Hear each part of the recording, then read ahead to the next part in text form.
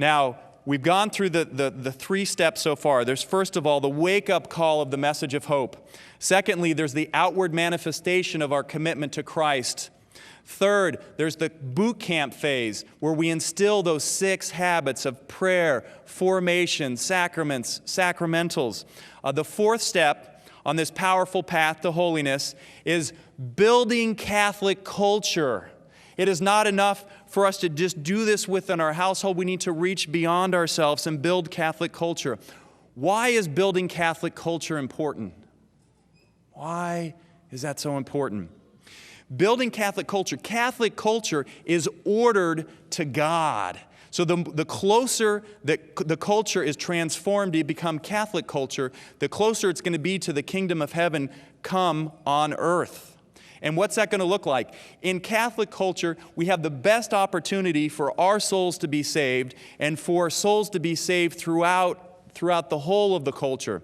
Additionally, in a Catholic culture, we actually can start to trust other people. And as we trust other people, we can spend less time trying to be the experts to figure out how people are deceiving us, how we're being hoodwinked by the government or some scam or some problem that's out there. We can put our focus in on building and growing. And so we're not wasting our time so much on alarms as we are on catechesis and doing things that are right. And we actually, with Catholic culture, enjoy life more. There's a greater joy that's involved with Catholic culture. It's very important. Now, when it comes to Catholic culture is the fourth step, but it's also, coming back to the six habits that we learned during the consecration phase, it is the seventh habit that we need to learn and live. These 7 habits become the 7 habits of highly effective saints. That is what we're called to. These are powerful lessons in personal change and even more powerful lessons in worldwide change. Now, the important part, I have to stop here for a second, is a lot of people get excited about building Catholic culture and they run out and they go to town and they're evangelizing and they're reaching out to other people. Don't you for a moment forget the first 6 habits.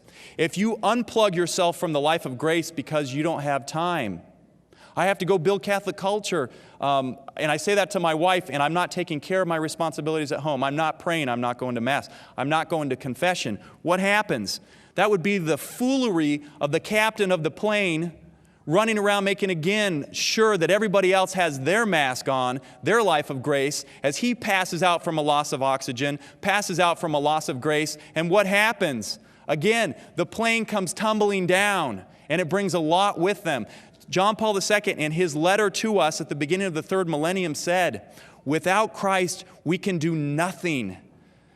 His pastoral priority, one of them was the primacy of grace. We have to understand that every initiative is supported through grace. It has to be founded upon Christ. Okay, building Catholic culture. How do we build Catholic culture? The first way that we build Catholic culture in this 4th step is by living it in your family.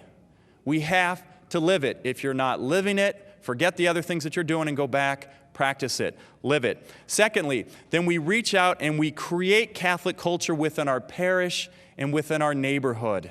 We start to reach out to other people. The Apostolate for Family Consecration has over 30 different resources to help us reach out and build Catholic culture. I'm going to go through just a few of those resources right now that are going to help us as families to evangelize. First of all, leading other people through these 4 steps is evangelizing.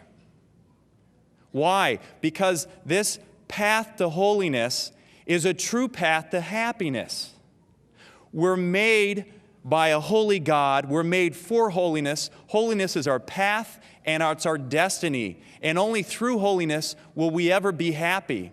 And so there are people in the world right now, millions of people, and they're starving for the truth. They're starving like lost sheep, looking for someone to show them, how can I grow in holiness? These 4 steps, listening to the message of hope, enthroning the Holy Family in Holy Scripture, consecrating yourselves, entering into building Catholic culture. These are 4 steps that you can teach other people. That's a ministry within itself.